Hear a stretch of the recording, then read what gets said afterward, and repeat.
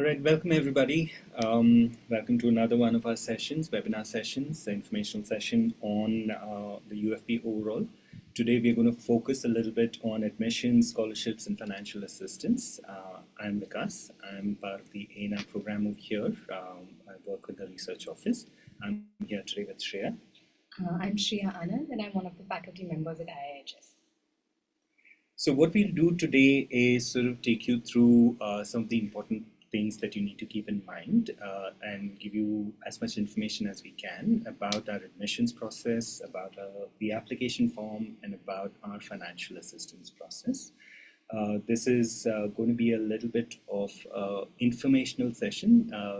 We're going to get into the nitty-gritties of the form as well. What we want to emphasize before we get started on that part of it is that this application, the fellowship overall, is actually very inclusive, and we welcome applications from people from various disciplinary backgrounds. So whichever disciplinary space you find yourself in, you shouldn't worry about whether or not you'll fit into the program. You most likely will. There are a few things that you should keep in mind. We are looking for people who are interested in the urban. You should be under the age of 30 at the start of the program, at the time of the start of the program. At the moment, we are able to offer space for folks who are Indian citizens, which also means that we won't be able to offer space for folks who hold OCI cards. We also have a wide sort of diversity in terms of the professional spaces that people come from. So apart from the fact that you come from different disciplinary backgrounds, we also welcome applications from fellows who have just 10+2 or any other additional certification. And in some rare cases, 10+2 with substantial work experience that showcases your interest in the urban and your ability to work within the program. We are a needs-blind admissions process, and as we go through the process, we'll sort of explain what is that. Please feel free to add your questions, any kind of concerns that you have in the chat box, and we'll address them as they come in, or we'll address them in sort of at points during this conversation. We intend for this to be a fairly informal, conversational webinar, so please do put in your questions as well as frequently as you can. The one thing we do want to highlight is that we are a strongly inclusive space, and therefore we have a strongly inclusive diversity policy. And I would suggest that folks please visit the website and get a clearer understanding of what that is.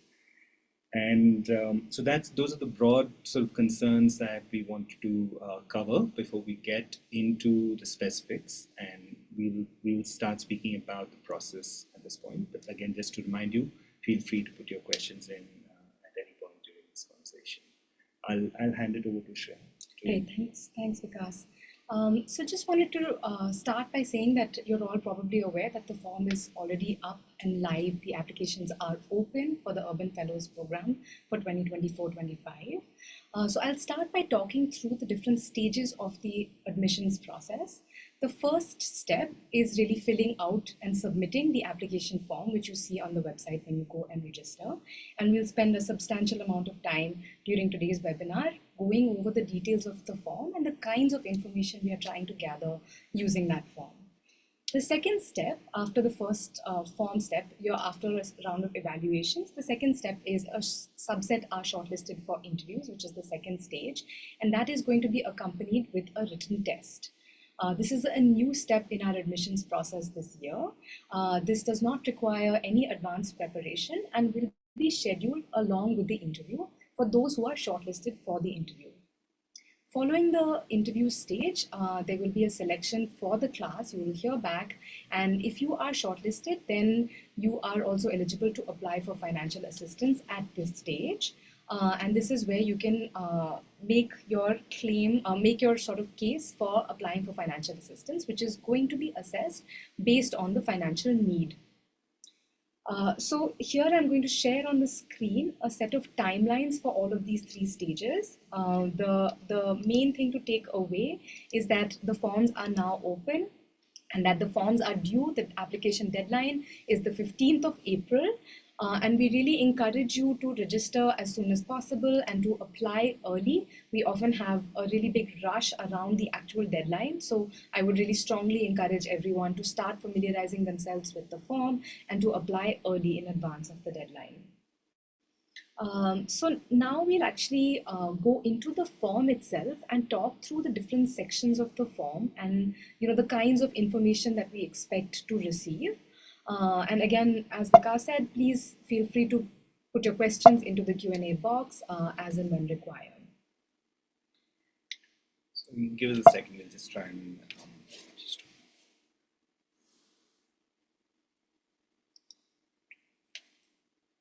So here is the a PDF version of the form. You see an online form when you log into the website, but effectively it's the same form. This form is available for you to fill up either online on the website, or you can download it, you can save it offline, you can fill it up offline, you can save it at any stage and you can return to it later. Also, if you're not able to fill the form online, you can also download the PDF of the form, fill it out, by hand and post it to us. The instructions are, clearly mentioned on our website. And finally, also to add that you can actually respond to the form in any Indian language, and it will be assessed. So the main sections, in a sense, in the form are the first part, the first chunk, which is really just your personal details, your contact information, your city and location, and so on, and your age. And then it actually goes on to the sort of set of criteria we have on the basis of which we assess diversity and inclusion. So these are all optional. You do not have to disclose any of these categories, but if you choose to, you may receive diversity points on the basis of these. And our diversity policy, as Vikas said, is up on the site, and we encourage you to look over it as well. Then we move on to the next step, which is your educational background. And here again, I'd like to re-emphasize what Vikas was saying about the very interdisciplinary nature of the program, as well as of the class intake that we have. So, you're encouraged to apply from a wide variety of disciplinary backgrounds. And here we try to understand your past educational journey before coming to the program. The main thing that our overall sort of form is designed to assess is your fit with the program, your level of interest in the urban, your level of curiosity, and why you want to actually come to the program. But we'll come to that. So here we cover all of the educational qualifications as well as your disciplinary category. The next step is your past work experience or your internship or volunteering experience. So any kind of experience that you might have had, please do share it with us, and you're welcome to also talk a little bit more about your own individual journey through that work that you did. yeah, sorry, I just want to add one bit over here. This is part of the form where it says select a category of your educational qualification. And I just want to emphasize that you'll see the broad categories over there, which are urban planning and urban studies, for instance, architecture and urban design. And you will see under it a different set of what we imagine to be disciplines that fit within the broad category, right? So if there are any confusions about this, and we do have open open phone lines where people can call in and ask about how to fit their disciplinary space within these categories. At the moment, I just wanted to emphasize that because we've had a lot of conversations or questions about it, and it's if there is any doubt, please do reach out to us. Yeah. Okay, we can continue. And then, so you have the opportunity of entering multiple sort of prior work experiences, internships, volunteering. So we have up to 5. And then we move on to sort of really the main heart of the form, which is step 4, which is really your own personal statement and, explaining to us your motivation for working on the urban.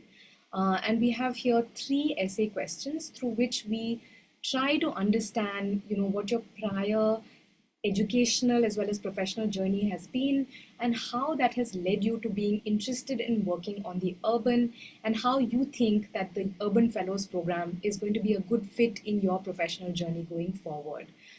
So the first question within this is really on asking you why you would like to be an urban fellow, what your sort of reflections are on why you're applying for this program. And here we really want to see you engaging with our curriculum, with us, with the kind of things that we are offering through the program. So it really helps us if we see that you have studied the UFP website, you understand the structure of the program. Many of you are attending these webinars, you are getting a sense of what is on offer. So here we want to really see the connection with you and your past journey and with the program itself, so that we can assess whether the program can offer you what you really need in your learning journey as well.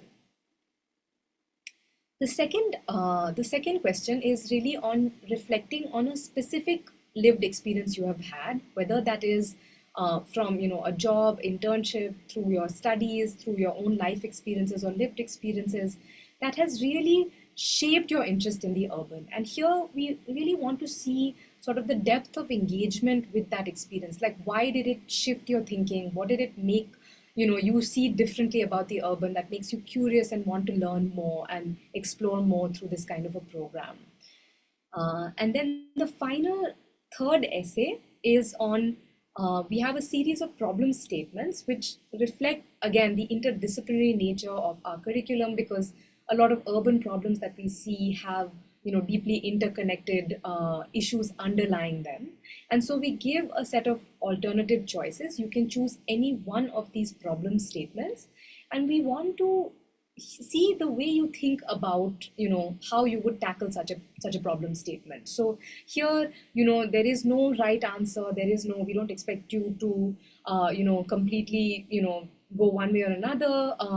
I think the main thing that we want to see is how would you think about and analyze a problem like this, and what your preliminary thoughts are on ways to move ahead.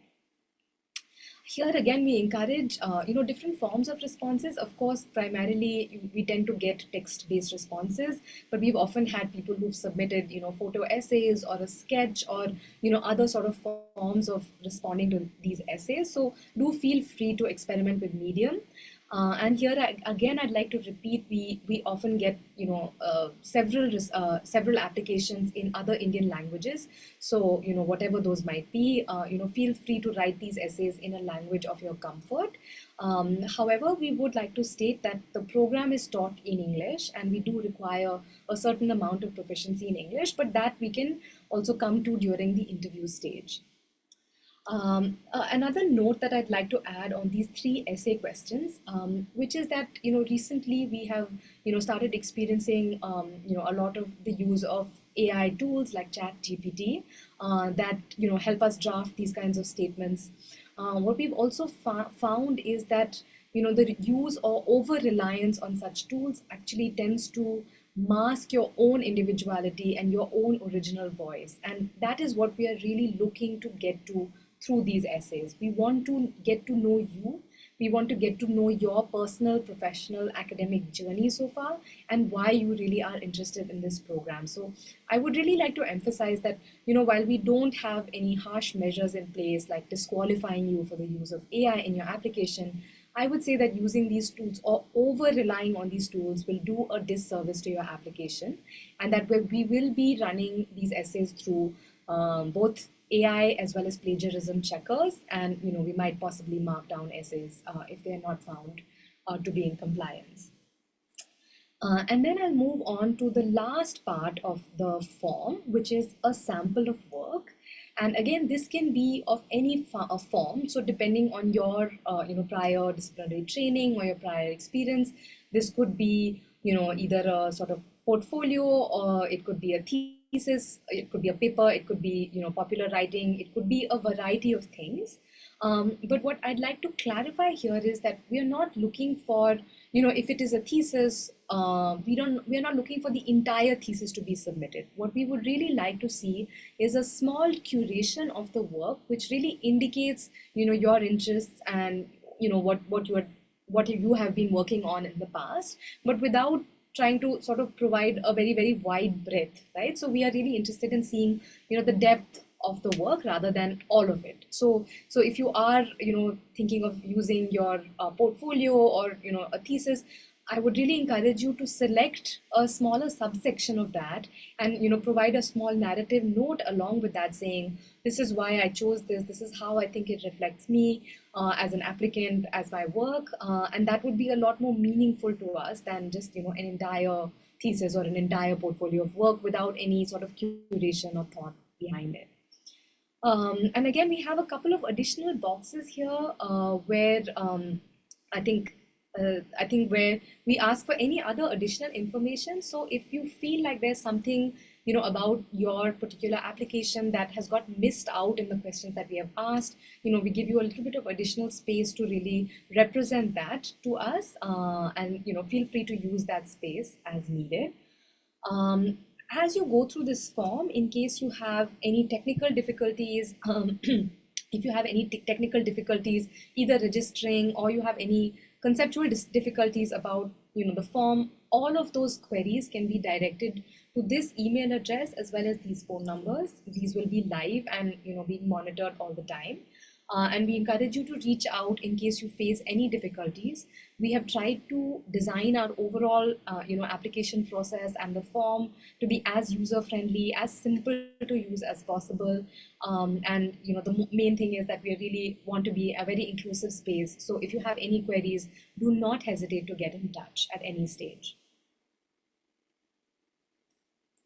Correct. I'll stop share now, and we can come back to these if you want the numbers, or if you haven't had the chance to sort of take these down. We can come back to that. We can come back to any part of the form that you'd like to speak about.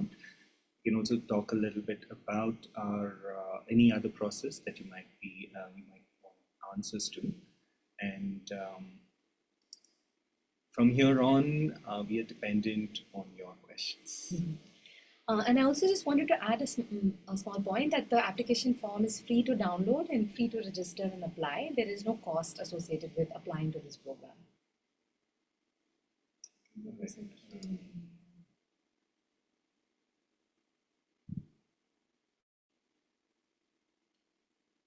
So the question, I should read out the question. Yeah. Right? Yeah. So we have a question about attaching us the sample of work.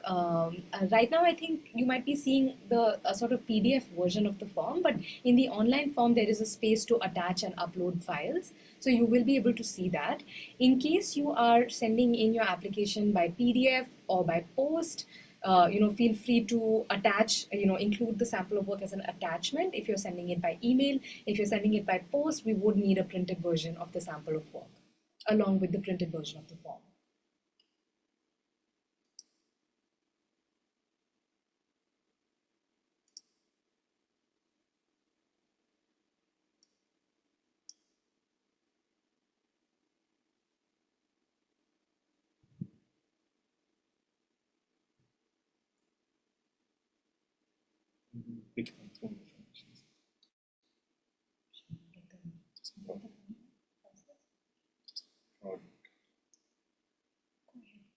So just the other thing that we will highlight, but just to remember that you'll have details of this once you go through the full process, full admissions process. We do have a very robust financial assistance program, which you get again more details about it later. But overall, what that means is once you're done, once an offer is made, once you pass the full admissions process, you will get into a cycle of financial aid, which has a separate form and separate requirements. And at the moment, you don't need to worry about it, but just to make sure that when you fill out the form, that shouldn't be something that stops you from completing it.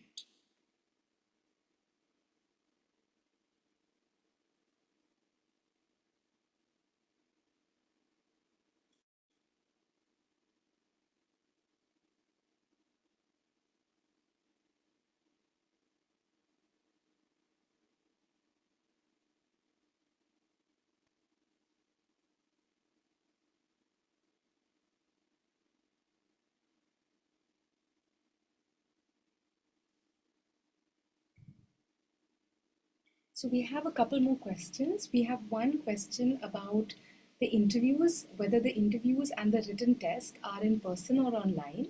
The interviews and the written test will both be online as we have done in previous years. Typically, in your interview, you will have an interview with 2 to 3 faculty members. It will be online over Gmeet or Zoom, and we'll reach out to you a week in advance to check your availability and schedule it according to your availability. Then we have a question about the curriculum. Sure, yes, please go ahead and post your question as well. And we have a question about the criteria and procedure for the scholarship for the program. So the criteria for the selection for scholarship is very much on financial need. And the procedure is that we have a form that we share to you after you've been shortlisted for the program, and that requests certain kinds of information about your financial situation and your household's financial situation as well, and what sources of income or savings that you have that you will be relying on to complete the program. And based on an assessment of the financial need, we have actually a sort of graded set of scholarships. So we have what we have is one is a completely full scholarship, which is then given along with the living stipend. And then we have a partial scholarships, and then we have, yeah. So we have a grade, like Shriya was saying, we have a graded set of scholarships that happen. It depends on your personal narrative as well as the kind of evidence that you provide. It is review based. And so what that means is we will actually look at every application case by case. What I also wanted to emphasize that while we're committed to trying to provide as much scholarship as we can, one of the elements of that is the stipend, which is actually a limited set. That is in addition to the scholarship. And there's more information. There's at least some information about it on the website. That stipend is considered a living stipend for folks that will find it very difficult to be in Bangalore to attend the program without it. We have a question about the written test. So this is the new step that we've introduced this year, and we will be informing you about the scheduling of the written test, but it will be just before or after the interview, so very close to the interview itself. The written test will be a timed online test, again, just like the interview, this will be online as well, and broadly in the form of multiple choice questions. It'll be, assessing some, basic level of understanding on verbal and quantitative reasoning as well as domain understanding. But it is something that you do not need to prepare in advance for. We will be posting a set of sample questions as well in advance, well in advance, so that you have a sense of what the level of the questions will be like, and you'll have enough time to sort of go over those in advance of the exam itself.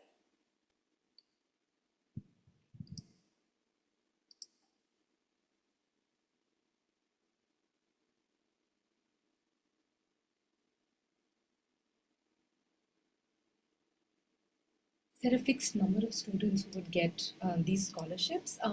So we are committed to bringing in, as many people as possible, regardless of, their need for scholarships. And we don't have a fixed target as such in mind, but we do evaluate and review the applications on the, basis of their financial need, as we said, and then take a call on each individual application. So we don't have a fixed number every year. It changes depending on the applications that we get.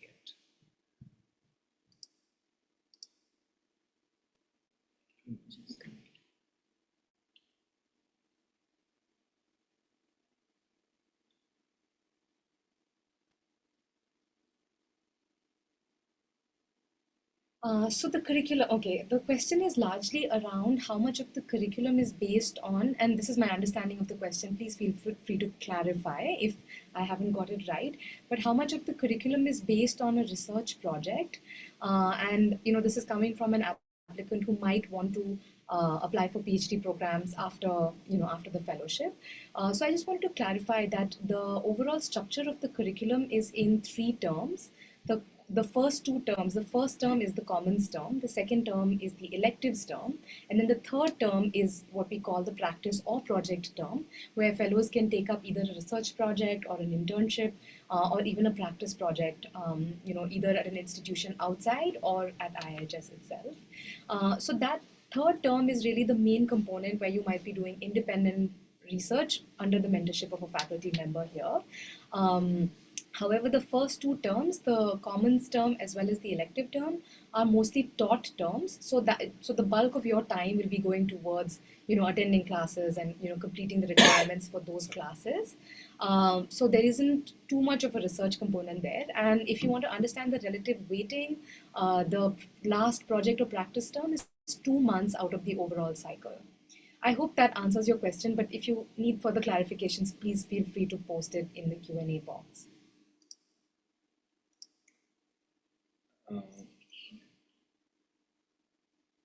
I don't think I understand fully. Will the test be CBT? I'm assuming it's choice-based something. I'm not sure. But just to follow from what Shriya was saying, it's actually a multiple choice question, sort of a test, which adds, it's sort of a combined package. You do the test as well as the interview. Right? So maybe if I had a clearer sense of what CBT is. Yeah, perhaps you could post a clarification in the services.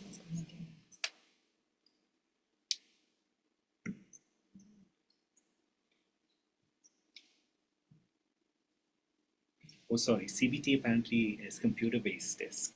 Yes. Okay. Yes. It will be a computer-based. Yes. But it will be something which will be available, again, similar to our application form. Once you log in online, you should be able to do it offline. You should be able to do it off a mobile phone application. So there won't be any very difficult technical barriers to being able to take the test. There's a question about whether there is IIHS accommodation during the internship or the research, basically the practice term, which is really the project or the practice term. This is decided on a case-by-case basis, depending on where the internship and where the project is. But it is something that we take care of in terms of there is something that we work with the fellows with to figure out those arrangements and make provisions for accommodation as needed. So as we wait for other questions to come in on the application process, we just wanted to go back again and just repeat the three-step nature of the process. So the first step really is the application form, which is up on the website, can be filled online or offline. In this first step, we are really looking for an understanding of your past journey and your alignment with the program, your curiosity and desire to work on the urban. The second stage, if you are shortlisted, is really the interview and the written test. During the interview, again, we keep it quite friendly and interactive. The idea is to get to know you a little bit better, to understand again your motivations for coming to this program, and to really understand your alignment with what we are offering, whether the program is a good fit. And then after the interview, the final step is the financial assistance, where based on financial need, you are encouraged to apply and provide some basic information. And then you hear back, from us. That's really the key sort of three steps of the process. But mainly, what we'd like to, you to take away from this is that this is a very safe and inclusive space. It's an interdisciplinary program. So people from all different kinds of disciplinary backgrounds, but also with a very wide diversity of life experiences are welcome, to apply for the program and to be a part of, this learning journey. So we encourage all of you to apply, to look over our program, and if it's a good fit, to apply early. So the website is a very good resource. I think you'll get a very good sense of what the program is about, because there's a lot of information about our previous batches. If you're interested in the kind of projects they've been part of, the kind of career trajectories they've had, the kind of internships they've done, it's a good place to get that kind of information. So visit the website often, and please feel free to reach out to us for any kind of clarification, any kind.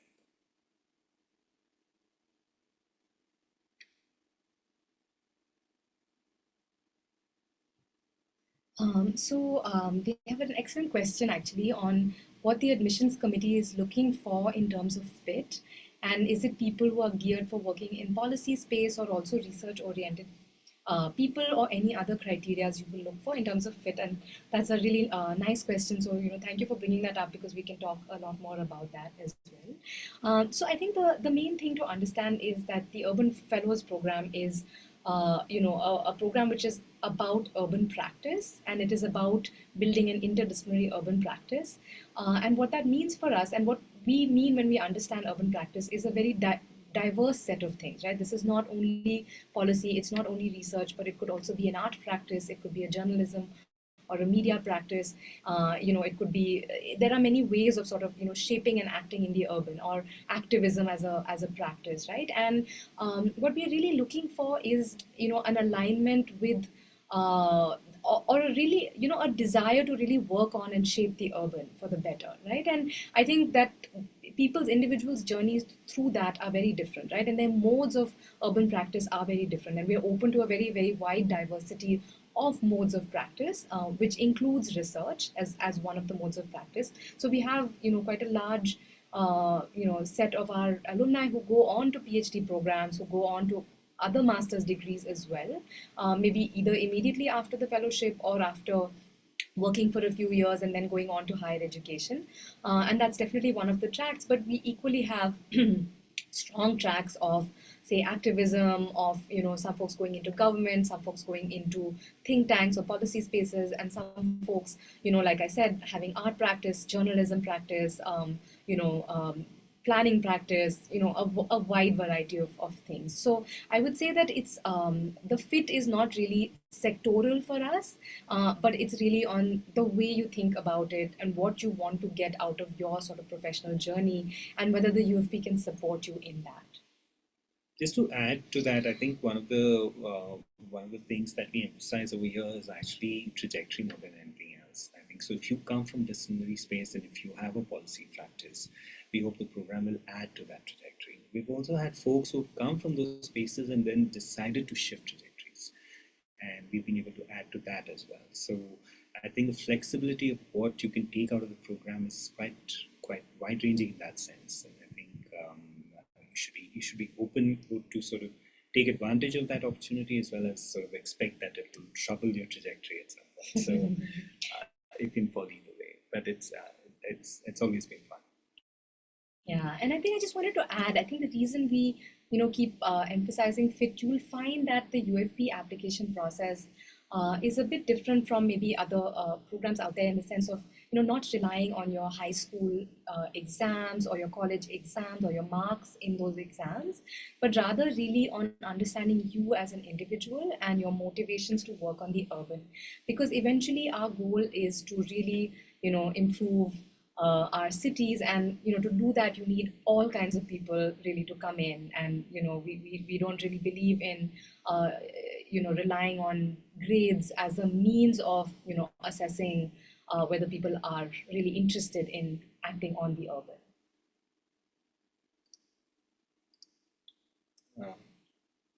Intake. So there's a question on what the intake is for the fellowship. So we actually have, sort of a growing program, and we are targeting a class size of 80 to 100 for the coming year. Past batch was around 60 in size, but we're a growing program, and so we have a larger intake in the coming year.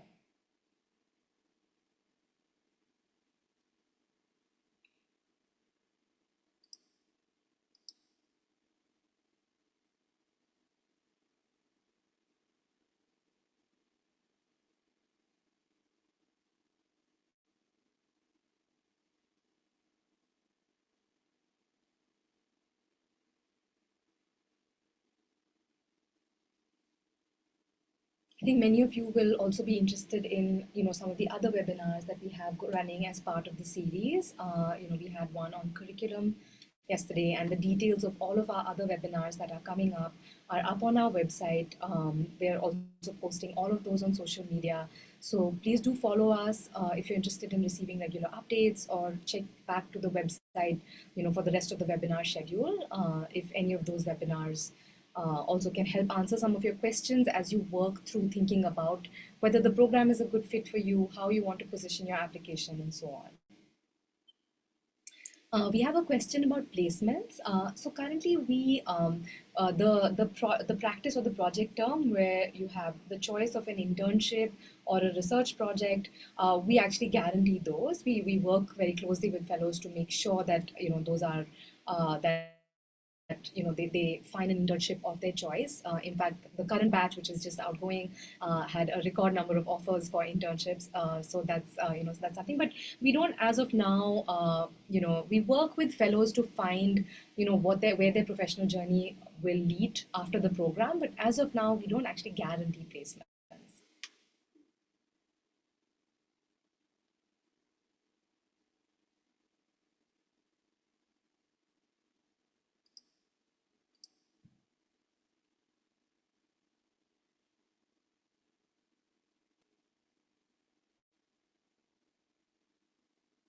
So the other quick thing while questions come in, I just wanted to emphasize that is actually the language bit of it, which we've had applications that have come in different languages, and all of those are very welcome.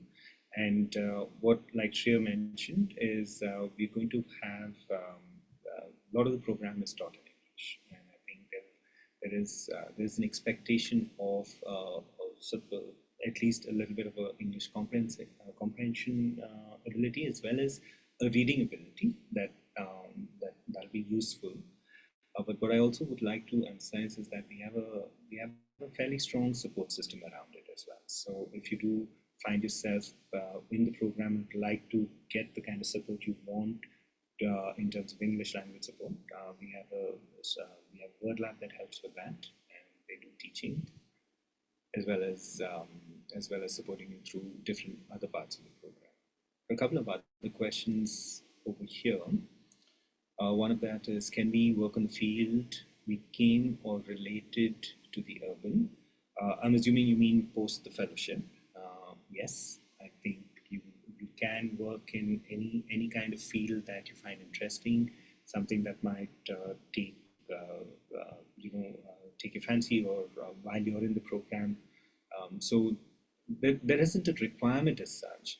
If the question was about whether or not you can work during the program, I want to emphasize that that's actually not possible. It is a full-time taught program. We expect that you will be here in the classroom for most of it, or in the field during practica or exposure visits. So it's really quite difficult to try and hold on to any kind of work outside of the 9 months that you're going to be with us.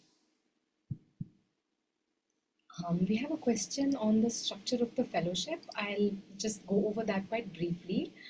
So we have 3 terms in the fellowship. The first term when you come in is the commons term, where all the entire class is in the same set of layers together. So we have social identity, we have economy, we have planning, we have governance, we have ecology and sustainability.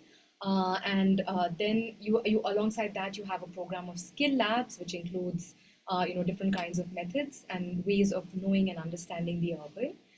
The second term is the elective term, where you have a degree of choice, so you get a chance to really choose what kinds of topics you want to deep dive into, and you have again a very diverse and a mixed set of electives. So you have those much more oriented towards policy, you might have those much more oriented to research and theory, you might have those oriented towards different modes of practice. So we have a really wide spectrum of electives during the elective term.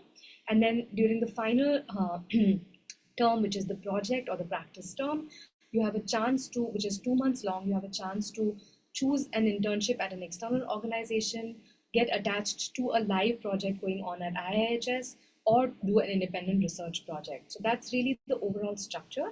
In the commons term, along with your theory layers, we also have a term-long practica, which is our field component. This is where we really do the integration of the concepts and theories you're learning in class with what's really happening on the ground.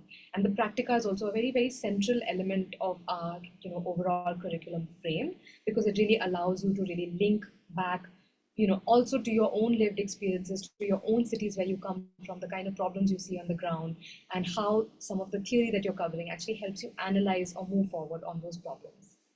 So that's the overall structure. We have another question.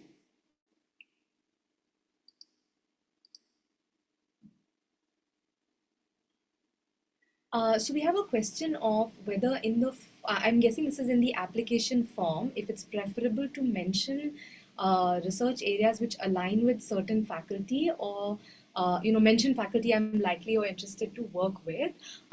You're welcome to mention those briefly. I mean, I wouldn't spend too much time or effort on it, but if you just mention it briefly, that helps, because it helps us also understand that you have a sort of understanding of the institutional space that you're stepping into, the people who are there, the kind of work that they do, and it gives us a better understanding of you as a candidate. But I would say we don't need too much detail on it beyond just a cursory mention, which is fine, and you're welcome to mention that. It won't have too much effect on the admissions Yeah, side of that's things, right. because like Shreya was saying, it allows us to know a little bit about yourselves. About yourself. It tells us what you're interested in, that you've done your research around the institution, and the kind of research focus area that you might want to build out on. But as far as the admissions criteria goes, it won't make that much difference.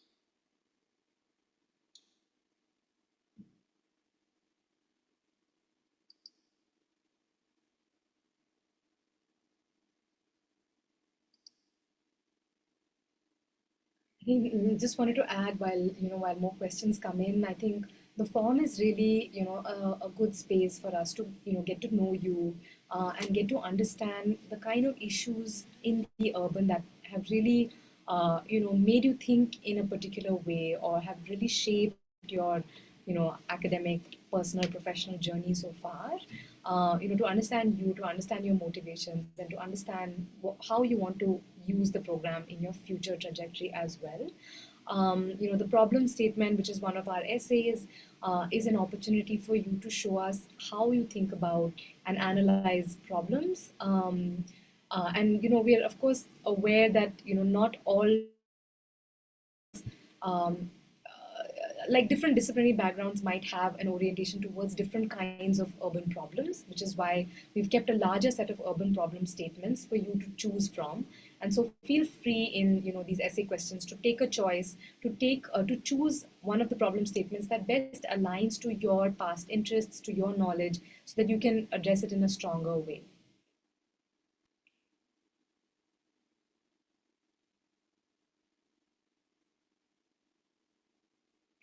We have a question on whether how the test is structured, and does one need to be well read on urban issues and current affairs.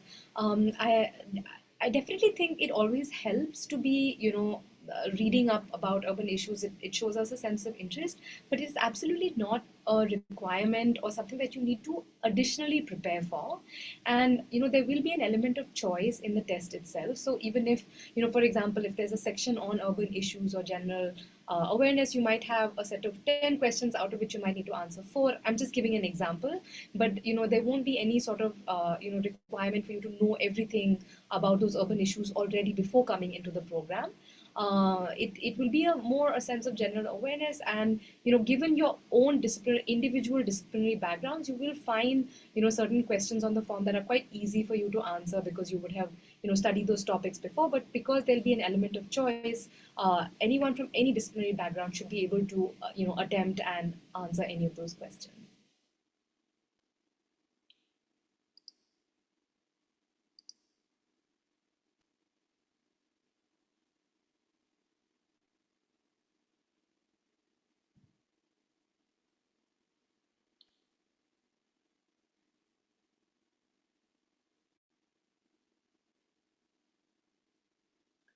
I think as we wait for other questions to come in, I'll just repeat some of the things we opened this webinar with, which is on the eligibility criteria for the Urban Fellows Program. So as we've been saying, applicants of all disciplinary backgrounds are welcome to apply to this program as long as you have an interest in the urban. There is a requirement that you are under the age of 30 when the program is going to start. We are currently only open to Indian citizens. People with a bachelor's or a master's degree are welcome to apply. But in addition, we are also open to accepting applications from exceptional candidates who might have completed their 10+2 and have some experience in the urban and a strong motivation to continue their learning journeys. 10+2 or certification programs. So there's a question about whether one needs to decide on the thesis at the start of the fellowship. I just want to clarify that there is no thesis requirement as part of this program. It is, it is a fellowship program. It is, not a research-oriented program. You have a choice of taking an independent research project, but you can also choose to do an internship, which is practice-based. So there is no thesis component as such, which is applicable to everybody in the class. However, even for your internships, for your projects, even for your elective choices, which are in the second term, nothing will be decided right at the beginning when you come in. You will have some time during the commons term to understand your own interests, to understand where you want to go deeper, and there will be enough information shared about the different elective choices on offer, or the different options between the internship, the IIHS project, or the research project. So there will be enough time to really think through and understand your own preferences and your own decisions.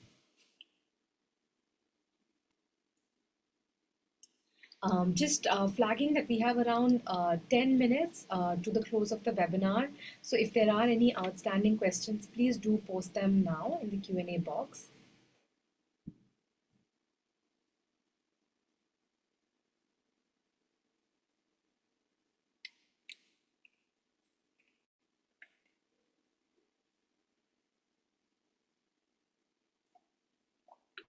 Also, a reminder on your deadline. It's the 15th of next month. So please get your applications in as soon as possible.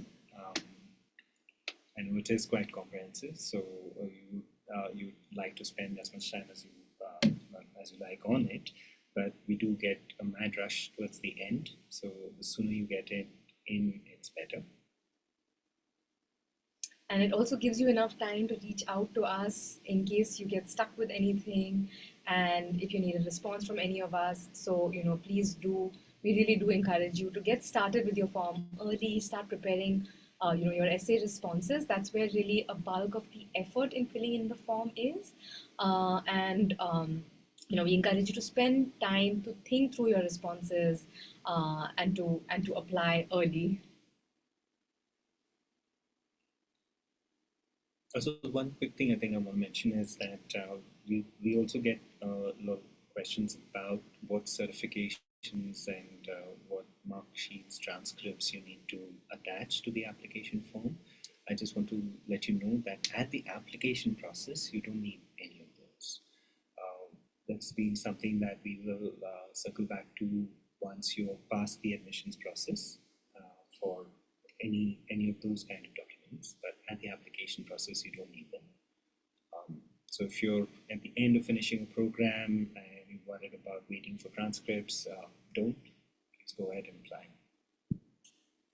The other thing that we get a lot of questions on is, what all counts as a sample of work, especially for folks from either disciplinary or practice backgrounds where you might not have a lot of written output. So I just want to reiterate that we are not only looking for written essays or written assignments as your work samples. We're open to all kinds of formats of past work that you might have done. We have often people submitting short films to us, people submitting photography to us. For folks who often come from, say, activism or community organizing kind of backgrounds, we have folks who share what they have done along with a statement of how that's relevant to their application. So please don't feel constrained about having a sort of essay or a written format for your sample of work. We have provision for multiple kinds of file formats. We of course have a lot of architecture and planning portfolios that we receive. Again, we encourage you not to submit the entirety of your portfolio or your thesis, but try to select a smaller subset of that, which can allow us to give us an indication of you and your work and your interest, but not have a really large piece of work to look through. Yeah. We have a question where somebody who's working with migrant labor in urban areas and whether they are applicable for the urban fellowship. Yes, absolutely. We would really welcome your application. The main constraints are you need to be under the age of 30 and an Indian citizen to apply. Other than that, there are no constraints on what kind of prior experience you have or what kind of prior training you have. So you're more than welcome to apply.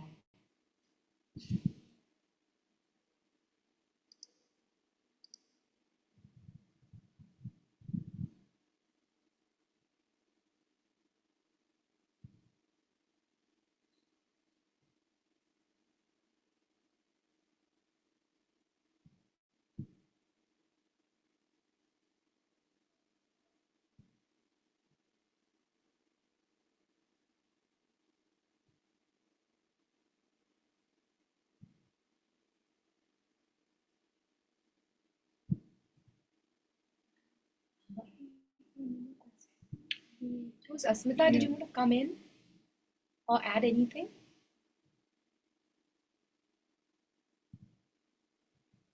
Okay. I think we'll reach closure now for this session. Thank you all for joining us and for sharing your excellent questions. Just to repeat, please do visit the website for the most up to date information on timelines, on webinars, on anything that's going on related to the Urban Fellows program. As you have, if you have registered and if you have any queries, technical difficulties, or queries about the admissions form, please email us or call us. We also have live phone banks, so please don't hesitate to reach out. And we can help in any way. The application deadline is 15th April, so we encourage all of you to apply soon. Thank you for joining us. Thanks, guys.